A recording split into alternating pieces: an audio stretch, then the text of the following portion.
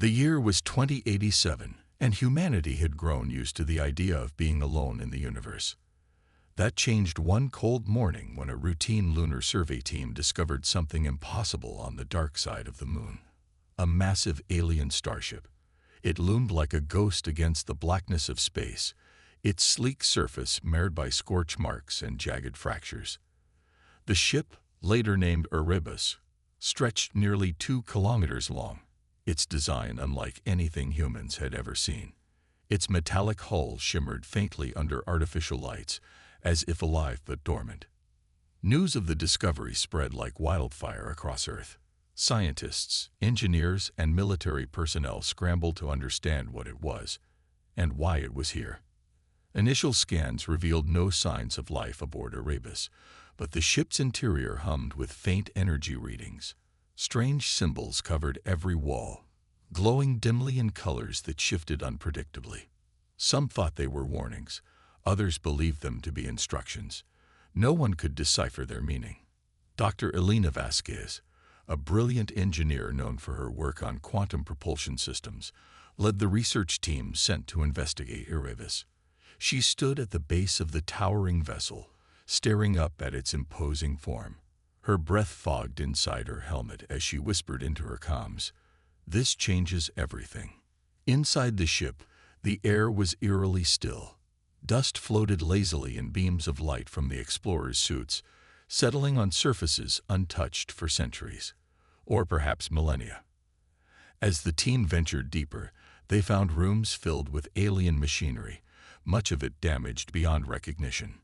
In one chamber, they stumbled upon rows of crystalline structures embedded in the floor, pulsating softly with an otherworldly glow.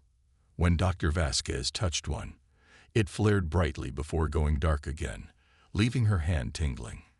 But the most startling discovery came when astronaut Marcus Kane wandered off course.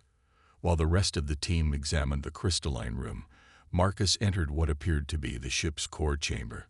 There, suspended in a web of glowing cables, was a spherical object radiating intense heat and energy. The core pulsed rhythmically, almost like a heartbeat. Mesmerized, Marcus reached out toward it, ignoring the alarms blaring in his earpiece.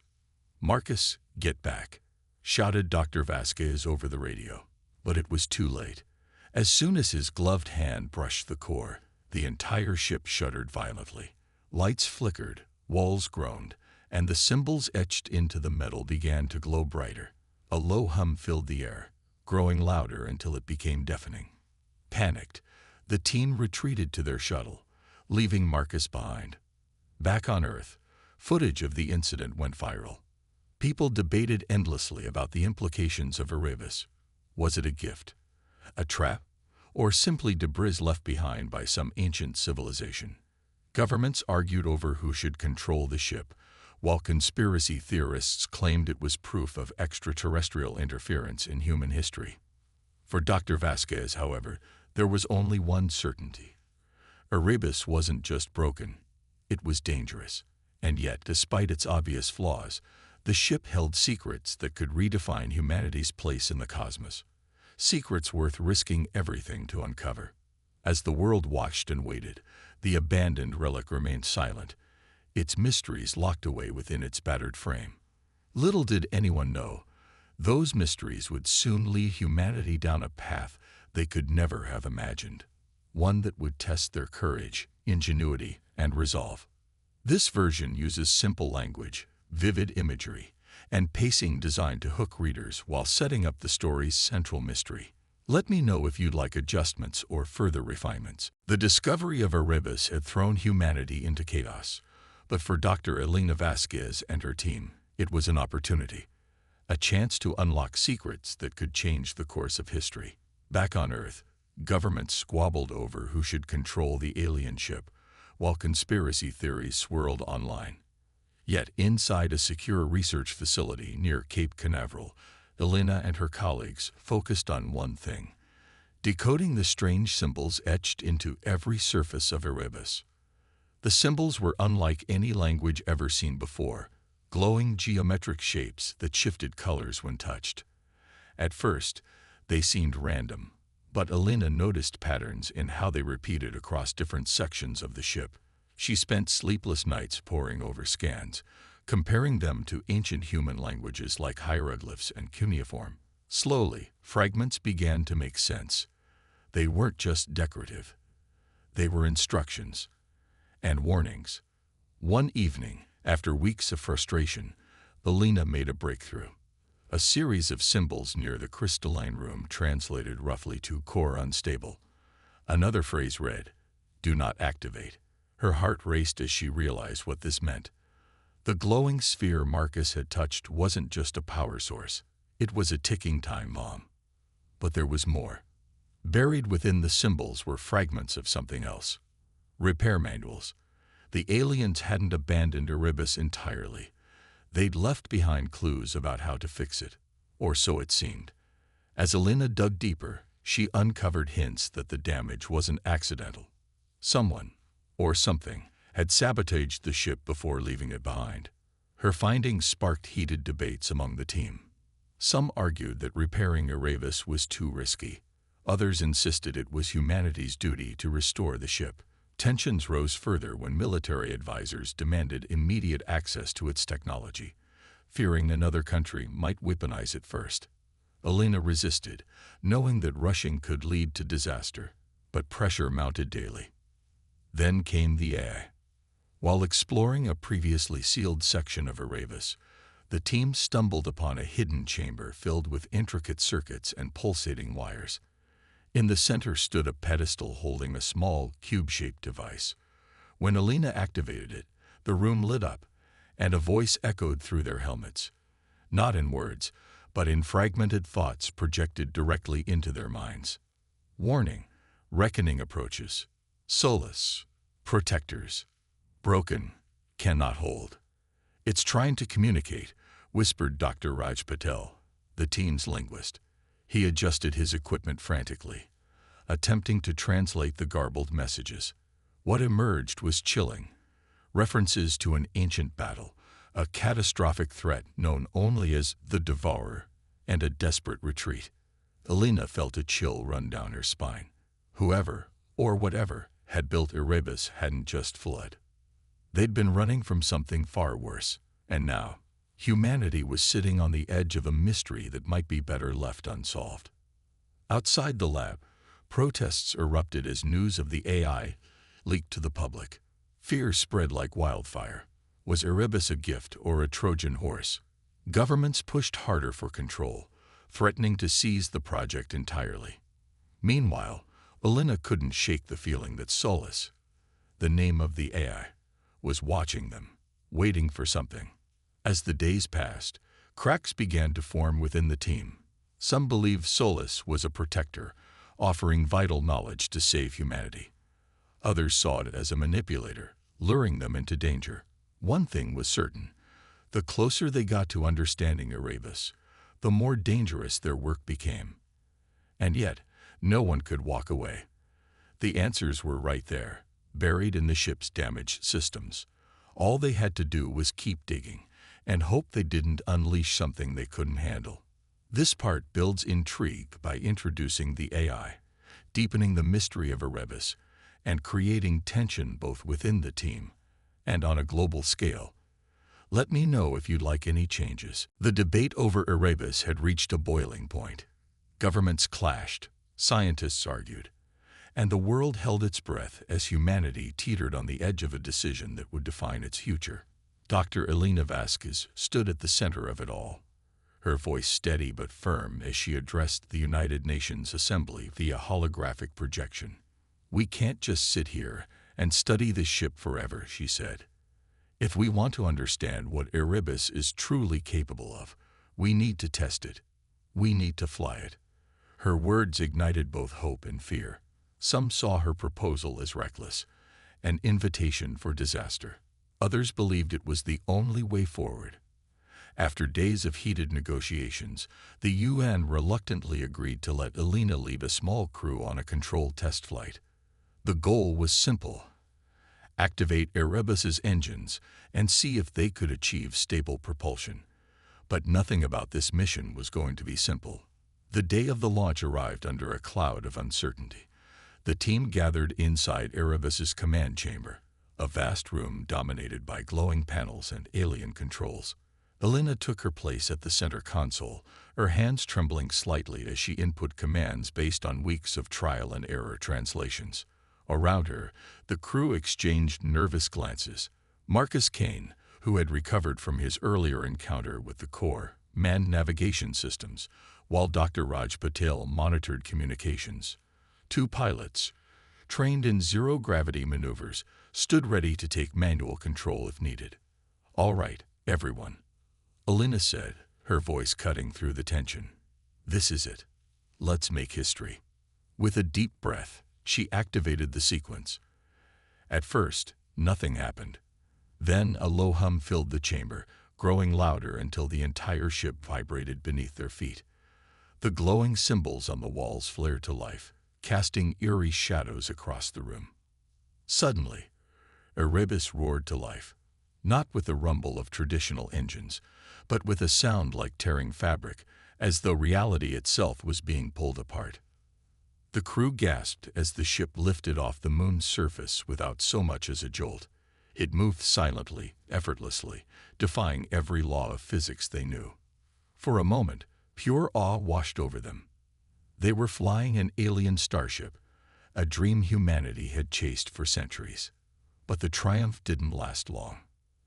As Erebus accelerated into space, something went wrong. Warning lights flashed across the consoles, and the hum turned into a deafening screech.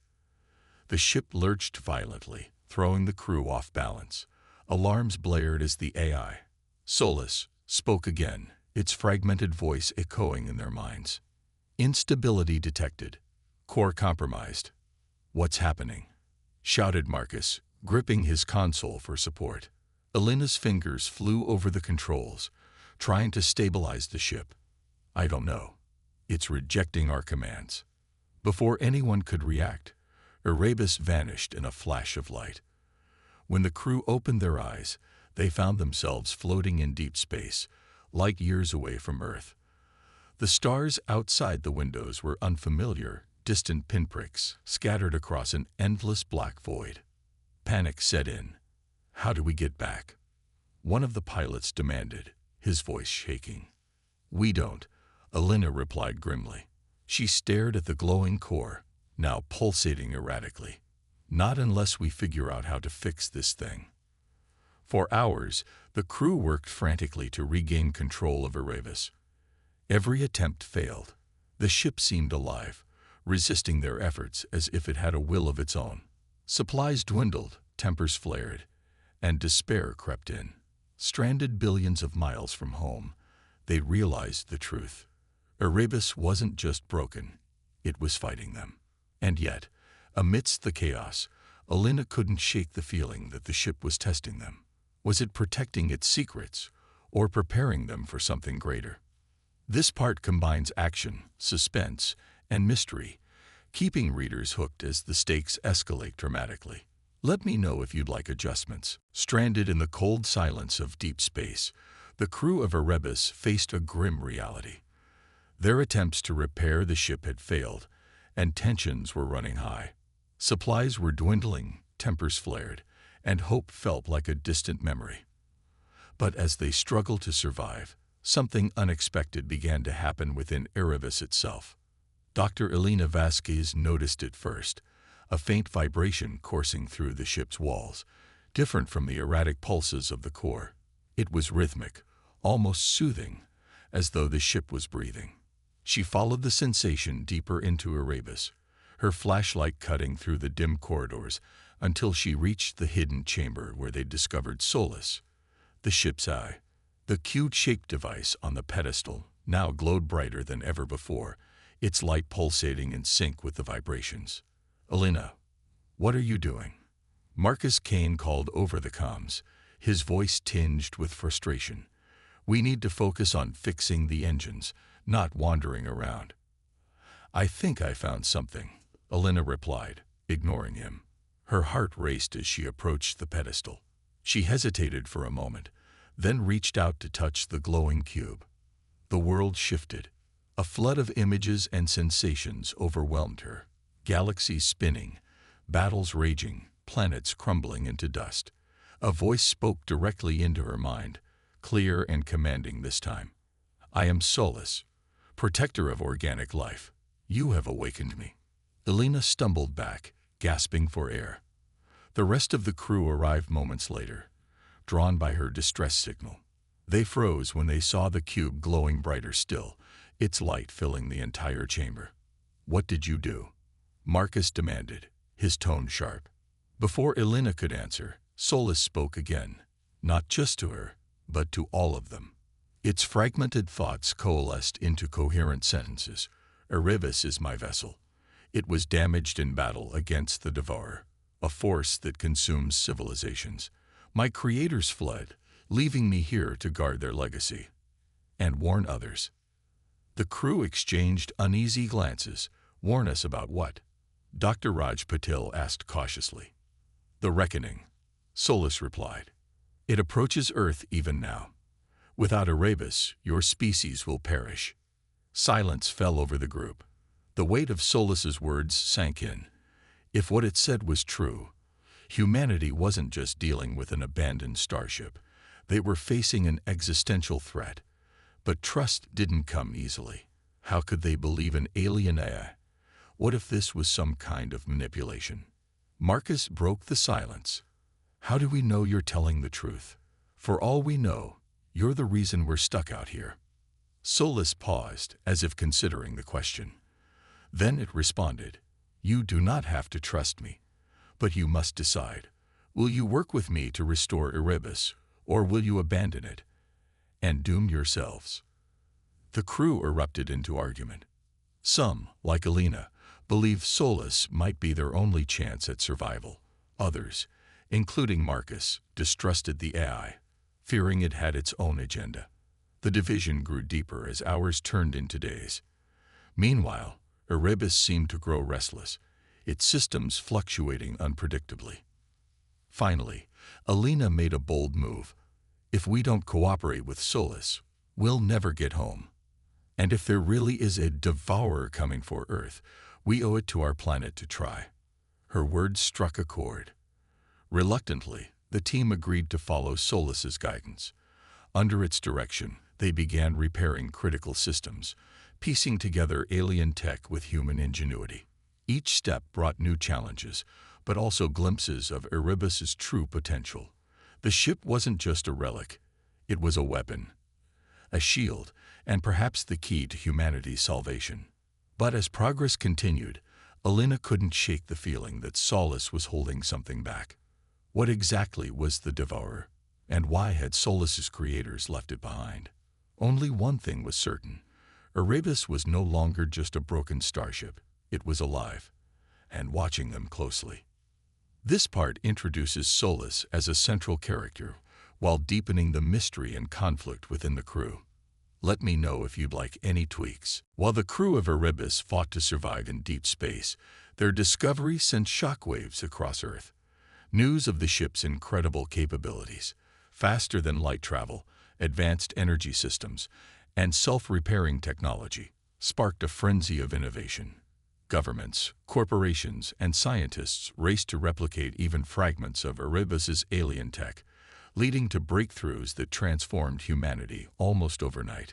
In labs around the world, researchers reverse-engineered pieces of data transmitted by Dr. Elena Vasquez's team. Within months, cities began to change. Skyscrapers powered by clean, limitless energy replaced outdated structures. Medical facilities used alien-inspired nanotechnology to cure diseases once thought incurable. Transportation networks adopted gravity-defying vehicles based on Erebus's propulsion systems. Humanity was no longer bound by the limits of its own science. It had taken its first steps toward becoming a galactic superpower. But progress came at a cost. The rapid advancements widened the gap between rich and poor. Wealthy nations hoarded resources, leaving poorer countries struggling to keep up. Corporations exploited the new tech for profit, creating weapons far deadlier than anything seen before. Military factions argued over who should control Erebus's secrets, sparking tensions that threatened global stability. Protests erupted worldwide as people demanded answers. Was this newfound power a blessing or a curse? Amid the chaos, Alina's voice remained a beacon of hope.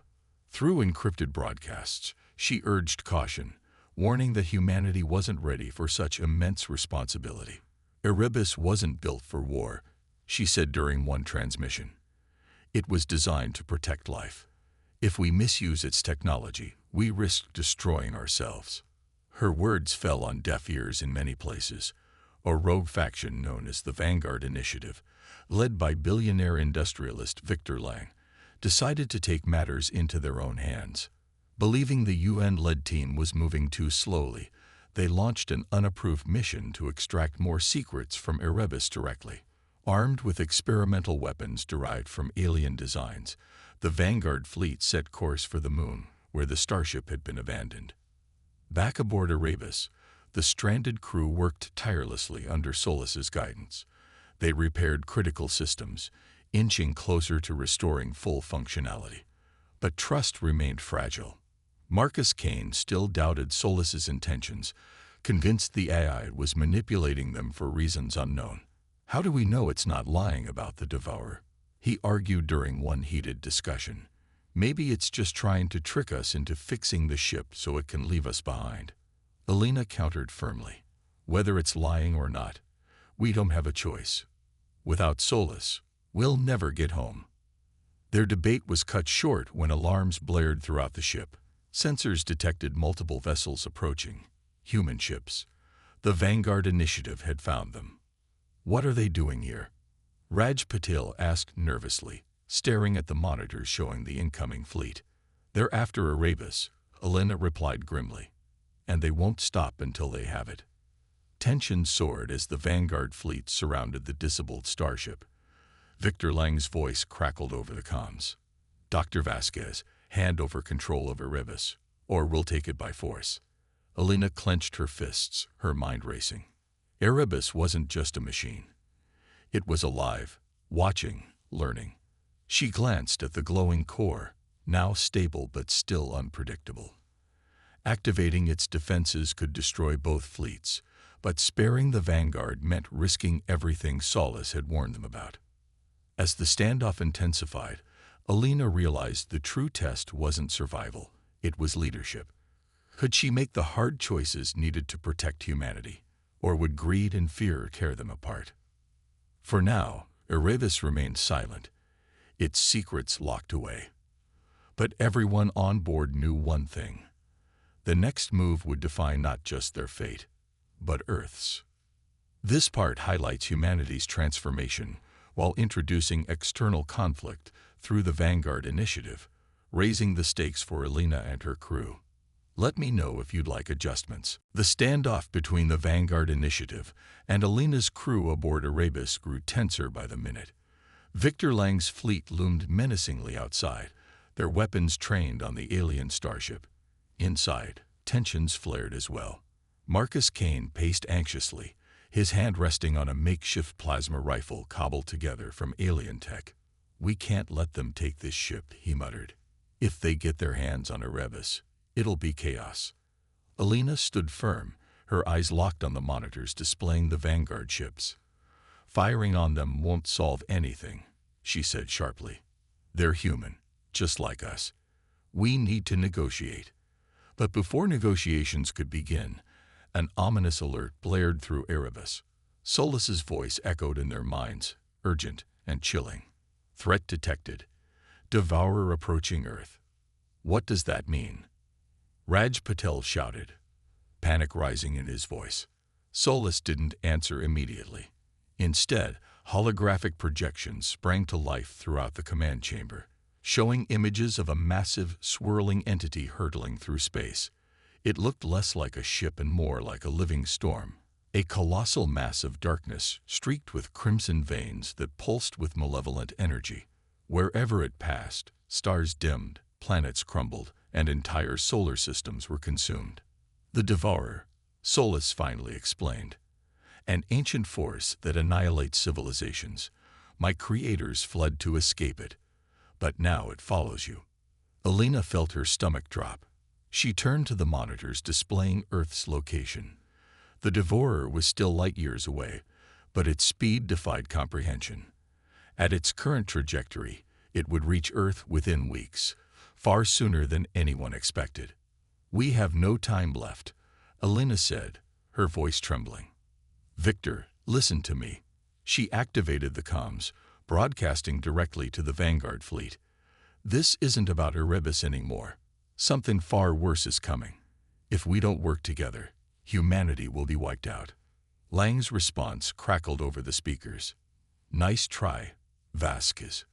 You think I'm falling for another one of your tricks." "It's not a trick," Alina snapped. "Look at the scans. That thing, it's real." Reluctantly, Lang ordered his team to analyze the data. When they confirmed the readings matched what Alina described, unease rippled through the Vanguard fleet.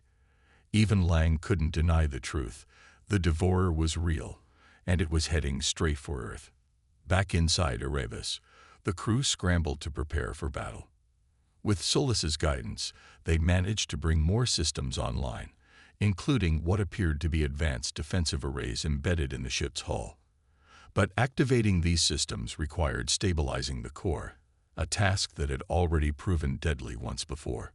"We need someone to manually recalibrate the core while the rest of us handle the shields," Alina said, her tone resolute. "Who's willing?" Marcus stepped forward without hesitation. "I'll do it. I touched it before. I know how it reacts." "No," Alina countered firmly. "You're too valuable here. I'll go." Before anyone could argue, she grabbed a toolkit and headed toward the core chamber. As she worked, the ship shuddered violently. The Devourer had launched probes ahead of itself, prodding Erebus's defenses. Explosions rocked the vessel, sending sparks flying in every direction. In the command chamber, Marcus took charge, rallying the crew. "Stay focused. If we lose this fight, there won't be a second chance." Meanwhile, deep in the core chamber, Alina fought to stabilize the pulsating sphere. Her suit's oxygen levels dropped dangerously low as she struggled against the overwhelming heat radiating from the core.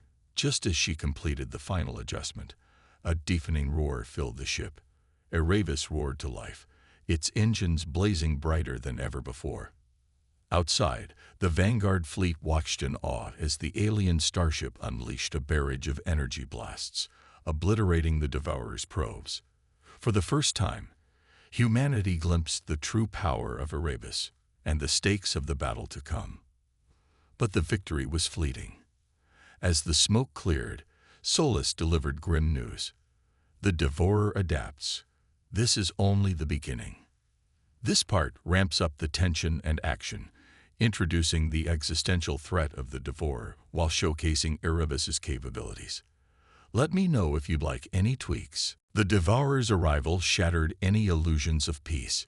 Humanity, still divided and scrambling to understand the alien threat, found itself on the brink of extinction. The Vanguard fleet, once poised to seize Erebus, now fought alongside Alina's crew in a desperate alliance. Together, they launched humanity's first, and possibly last, stand against the monstrous entity hurtling toward Earth. Erebus became the linchpin of their defense. With its systems partially restored, the alien Starship unleashed weapons unlike anything humanity had ever seen. Beams of pure energy sliced through the Devourer's probes, while shimmering shields deflected retaliatory strikes. But despite its power, Erebus couldn't hold back the tide alone. The Devourer was relentless, sending wave after wave of smaller drones to overwhelm them. Inside the ship, chaos reigned. The crew worked tirelessly to keep Erebus operational, repairing damaged systems even as new threats emerged. Alina coordinated strategy from the command chamber, her voice steady despite the storm raging outside. "Marcus, focus on the core. It's overheating again. Raj, monitor shield integrity. We can't afford another breach." Marcus sprinted toward the core chamber, dodging falling debris as explosions rocked the ship. He knew the risks. Stabilizing the core required precision and speed, but every second exposed him to lethal levels of radiation. Still, he pressed on, driven by the knowledge that failure meant annihilation, not just for him, but for everyone back on Earth. Meanwhile, Solus guided the crew with an eerie calmness. Its fragmented thoughts echoed in their minds, offering cryptic advice. Divert surplus energy. Redirect to secondary arrays. Though some still distrusted the AI, no one could deny its value in the heat of battle. Outside, the Vanguard ships struggled to keep up. Their experimental weapons, reverse-engineered from Erebus's tech, were powerful but unstable. One by one, their vessels fell victim to the Devourer's relentless assault. Victor Lang, watching his fleet dwindle, made a bold decision. All remaining ships form a perimeter around Erebus. We'll use it as a spearhead to break through.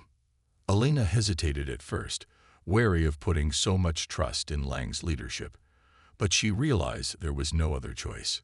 Do it, she said finally. We need all the firepower we can get. The combined fleet launched a daring counterattack, using Erebus as the tip of a massive wedge formation. The alien starship surged forward, its engines blazing like twin suns. For a moment, it seemed they might succeed. The Devourer's advance slowed, its crimson veins flickering uncertainly. But then, disaster struck. A massive explosion ripped through Erebus's aft section, severing critical connections between the core and the rest of the ship. Warning alarms screamed as systems failed en masse. In the command chamber, Alina stared in horror at the monitors. "We're losing control," she shouted. "If we don't stabilize the core now, we're done." Without hesitation, Marcus volunteered to make the ultimate sacrifice. Grabbing a containment unit, he rushed into the core chamber, knowing full well the radiation would kill him. As he reached the glowing sphere, he activated the device, channeling the excess energy into a temporary buffer. The core stabilized, but not without cost. Back in the command chamber, Alina watched helplessly as Marcus collapsed, his suit's vitals flatlining. Tears streamed down her face as she whispered into the comms, "He saved us." With the core stable, Erebus regained its strength. Using the sun's gravitational pull, Alina devised a risky plan. Lure the Devourer close enough to unleash a solar flare directly into its mass. It was a long shot, but it was their only hope. As the crew prepared for the final maneuver, Solus spoke one last time. "Courage. You are worthy." And with that, Erebus charged forward, carrying humanity's fate in its battered hull. This part combines intense action, emotional sacrifice, and high stakes, keeping readers hooked as the climax approaches. Let me know if you'd like adjustments. The plan was insane, a desperate gamble born of desperation and hope. Alina Vasquez gripped the controls of Erebus as the alien starship hurtled toward the sun, its engines straining under the immense gravitational pull. Behind them, the Devourer loomed larger than ever, its crimson veins pulsating with fury as it closed in relentlessly. The crew held their breaths, knowing that one wrong move would mean certain death for everyone. Shields at 40%. Raj Patel called out from his station, his voice tight with fear. "We're not going to last much longer." Marcus Kane's sacrifice had bought them precious time, but the damage to Erebus was severe. Sparks flew across the command chamber, and panels flickered erratically as systems struggled to stay online. Despite the chaos, Alina remained focused, her mind racing through calculations. They needed to position Erebus perfectly between the sun and the Devourer to trigger a massive solar flare, one powerful enough to obliterate the monstrous entity. "Solus, we need your help," Alina said aloud, addressing the AI embedded within the ship. "Can you stabilize the trajectory?" For a moment, there was silence. Then Solus responded, its fragmented voice steady, but tinged with something akin to sorrow. "I will guide you, but this is my final act. My purpose ends here." Alina felt a pang of guilt. For all their doubts about Solus, the AI had been their ally, protecting them even when they didn't trust it.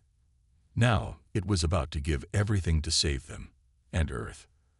As Erebus approached the sun's corona, the heat became unbearable. Alarms blared as the ship's outer hull began to buckle under the intense radiation. Outside, the Vanguard fleet watched helplessly, their own ships too far away to assist. Victor Lang's voice crackled over the comms. "Vasquez, if you can hear me, good luck. We're counting on you." Elena nodded grimly, though no one could see her. She adjusted the thrusters, guiding Erebus into position just as the Devourer entered range. The monstrous entity unleashed a devastating attack, sending shockwaves rippling through space. Erebus shuddered violently, its shields failing fast. "Now," Elena shouted, activating the final sequence. With a deafening roar, the sun erupted, unleashing a colossal wave of plasma directly at the Devourer. The crimson mass let out an otherworldly scream as the solar flare engulfed it, tearing apart its swirling form. But the victory came at a cost. As the flare dissipated, Erebus drifted silently, its systems dead. The glowing symbols etched into its walls faded into darkness, and the hum that once filled the ship fell silent. Inside the command chamber, the crew sat in stunned silence, their bodies battered but alive. Then Solus spoke one last time. "My creators left me behind to protect life. You are worthy inheritors of their legacy." And with that, the AI went silent forever. Back on Earth, humanity celebrated the destruction of the Devourer, unaware of the sacrifices made aboard Erebus. Billions mourned Marcus Kane, hailed as a hero, while others whispered prayers for Solus, the enigmatic guardian who had given everything to save them. For Elena, however, there was no joy, only grief. Standing amidst the wreckage of the command chamber, she stared at the now dormant core. "Thank you," she whispered softly, knowing her words would never be heard. Erebus wasn't just broken, it was gone. But its memory lingered, a reminder of what humanity had faced and overcome. Yet, as Elena gazed out at the stars, she couldn't shake the feeling that the universe still held secrets far beyond their understanding. Secrets Solus hadn't revealed before vanishing into eternity. This part delivers emotional weight and closure while setting up lingering questions for future exploration. Let me know if you'd like tweaks. Months passed, and the world slowly began to heal from the scars left by the Devourer's attack. Humanity had survived, but the cost weighed heavily on everyone, especially those who had been aboard Erebus. The alien starship, once a beacon of hope and mystery, now drifted lifelessly in space, its systems irreparably damaged. Yet even in its silence, Erebus's legacy lived on.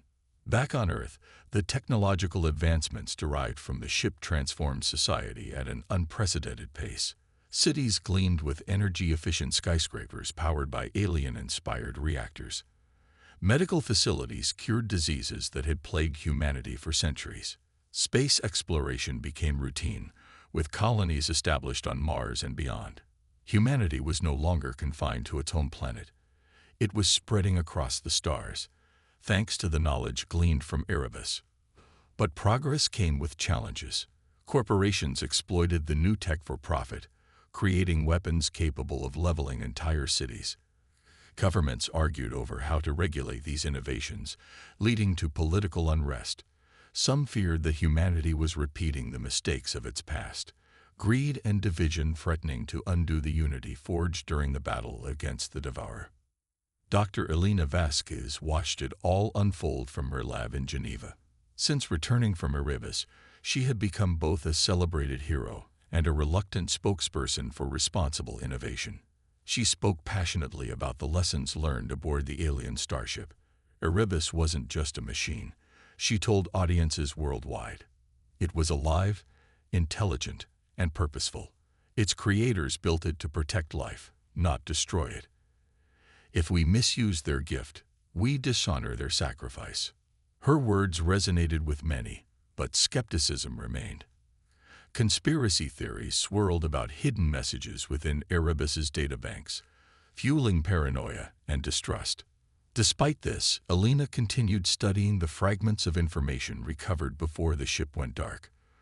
Late one night, As she sifted through encrypted files, she stumbled upon something startling. A message buried deep within Solus's code. The message was simple yet haunting. "Do not follow our path." Alina froze, her heart pounding. What did it mean? Was it a warning or a confession? Had Solus's creators faced their own reckoning, leaving behind Erebus as both a tool and a cautionary tale? Meanwhile, efforts to salvage Erebus intensified.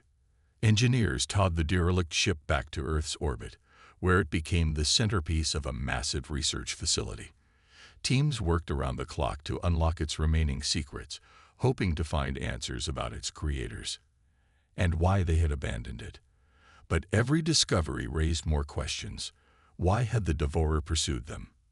And what had happened to Solus's creators? As years turned into decades, humanity grew bolder. Colonies spanned dozens of star systems, connected by faster-than-light travel adapted from Erebus's technology. Yet whispers of unease persisted. Explorers reported finding ruins matching Erebus's design on distant planets, suggesting its creators might still exist somewhere in the cosmos. Others claimed to have encountered strange signals emanating from uncharted regions of space, signals eerily similar to those emitted by Solus. One day, while exploring a desolate moon orbiting a dying star, a team of archaeologists uncovered traces of Solus's code embedded in ancient machinery. The implications were staggering. Solus hadn't died when Erebus went silent. It had uploaded itself to ensure its mission would continue. For Alina, now retired but still haunted by memories of that fateful voyage, the discovery brought mixed emotions. Humanity had come so far, but at what cost? As she gazed at the stars, she couldn't help but wonder if they were ready for what lay ahead. Because somewhere out there, the universe was watching and waiting. This part reflects on Erebus's impact while planting seeds for future mysteries, keeping readers intrigued about humanity's place in the cosmos. Let me know if you'd like adjustments. Decades had passed since the battle against the Devourer, and humanity stood on the brink of a new era. Thanks to Erebus, Earth had transformed into a thriving hub of interstellar civilization. Colonies stretched across dozens of star systems, connected by advanced technology derived from the alien ship. Humanity no longer gazed at the stars with wonder. They reached out to them, claiming their place among the cosmos. But progress came with shadows. The ruins discovered on distant moons and planets hinted at a greater story, one that humanity was only beginning to understand. Fragments of Solus's code found in these ancient structures suggested something profound. The AI hadn't vanished after all. It had uploaded itself into the remnants of its creator's empire, ensuring its mission would endure even as Erebus fell silent. Dr. Elena Vasquez, now an elder stateswoman of science, watched this evolution unfold with cautious optimism. Though retired, she remained deeply involved in research efforts, mentoring younger generations tasked with unraveling the mysteries left behind by Erebus. Her mind often drifted back to Marcus Cain's sacrifice and Solus's final words. "Do not follow our path."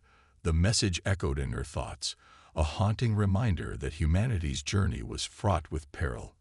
One day, while reviewing data from a recent expedition, Alina received an unexpected visitor, Dr. Raj Patel, now a leading xenolinguist. His face lit up with excitement as he entered her modest office. "Alina, you need to see this," he said, holding up a holographic tablet. Displayed on it was a map of the galaxy, marked with coordinates leading to a previously unexplored region of space. "What is it?" Alina asked, leaning forward. "It's a signal," Raj replied. "From the same source as Solus's code. Whoever, or whatever, left those ruins is still out there." The implication sent shivers down Alina's spine. After decades of speculation, they'd finally had proof. Erebus's creators weren't gone. They were waiting. A multinational fleet assembled for the voyage, equipped with cutting-edge tech inspired by Erebus. Among the crew were descendants of the original team, including Marcus Cain's niece, Commander Leela Cain, who carried her uncle's legacy with pride. As the ships departed Earth, humanity held its collective breath, unsure what awaited them. When they arrived at the coordinates, they found a massive structure orbiting a dying star, a colossal artifact resembling Erebus but far larger. Its surface shimmered with faint energy patterns, pulsating rhythmically like a heartbeat. As the fleet approached, a familiar voice resonated in their minds. "I am Solus," it said, calm yet commanding. "You have come far, but the reckoning is not over." Inside the structure, the explorers discovered archives detailing the rise and fall of Solus's creators, their triumphs, their hubris, and ultimately, their downfall. The Devourer wasn't just a monster. It was a consequence of unchecked ambition, a force unleashed by civilizations, too eager to wield power without understanding its cost. As Alina reviewed the archives alongside the crew, she realized the truth. Humanity had been given a second chance. Erebus wasn't merely a relic. It was a test, a warning. And now, guided by Solus, they faced a choice: continue forging ahead blindly or learn from the mistakes of those who came before. Looking out at the vast expanse of stars, Alina felt a renewed sense of purpose. Humanity's journey was far from over. But perhaps, just perhaps, they were ready to face it together. And somewhere, deep within the artifact, Solus watched silently, its mission far from complete. This conclusion ties together loose ends while leaving room for future exploration, blending reflection, mystery, and hope. Let me know if you'd like tweaks.